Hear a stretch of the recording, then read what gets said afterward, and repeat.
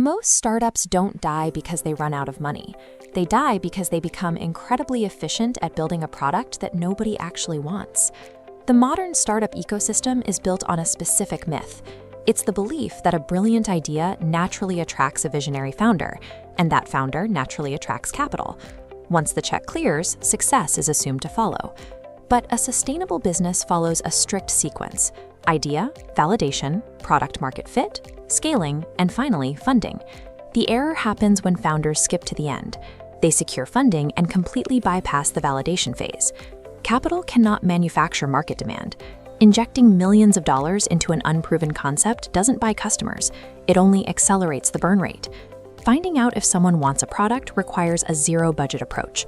Before writing any code, founders test demand manually. They build waitlists or deliver the service themselves to prove the concept works. You also have to ask the right questions. The mom test principle shows that people will politely lie about what they might do in the future. To get the truth, you have to ask about past behavior, what they have actively tried and failed to solve already. Once you have a product, survival comes down to measuring product market fit. The benchmark for this is the Sean Ellis test. You survey your active users and ask how they would feel if they could no longer use your service.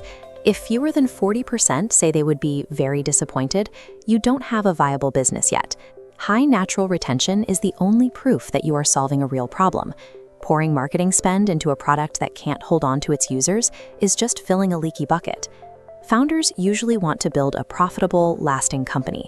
Venture capitalists, however, are managing a high-risk portfolio with a strict expiration date. Their math is governed by the power law. In a typical venture fund, investors expect 70% of their investments to return absolutely nothing. Because the vast majority of their bets go to zero, a venture fund cannot survive on safe businesses that double or triple their money. They mathematically require their few winners to generate 10 to 100 times their initial investment to cover the aggregate losses. This chart tracks the exit value to founders over time. The baseline here shows the high frequency of early startups that result in low-value exits or total failure. But then we see the outlier peak.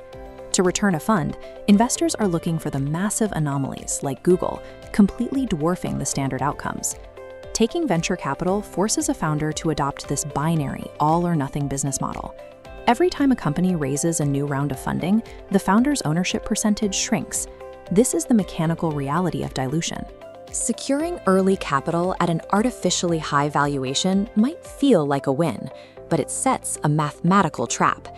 You now have to grow fast enough to justify an even higher price for your Series B. If growth stalls and you miss that target valuation, you face a down round.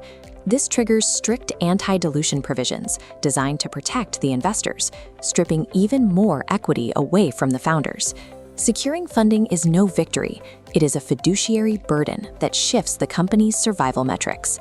The most effective founders understand this dynamic. They do not raise money to figure out if their idea works. They wait until their unit economics are proven. They approach investors only when the lifetime value of a customer heavily outweighs the cost to acquire them. The ideal scenario is when venture capital is poured into a machine that already possesses genuine demand and flawless retention. Build the evidence of demand first, then use venture capital to multiply it.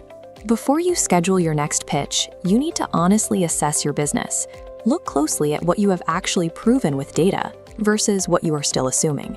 For founders ready to build an investor-ready system, we've created the VC Funding Blueprint Kit, available for $497 at the link in the description.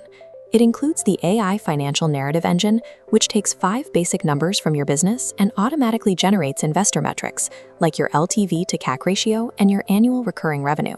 You also get a 16-page VC instruction guide, 16 specific AI prompts for pitch generation, and a bonus high-ticket sales deck designed for B2B closing. This kit provides a structured system with lifetime updates and 0 recurring fees. But even without it, you can start improving your pitch today simply by asking your customers better questions. Subscribe to the channel for more startup breakdowns. Prove your product works first and let the money help you scale.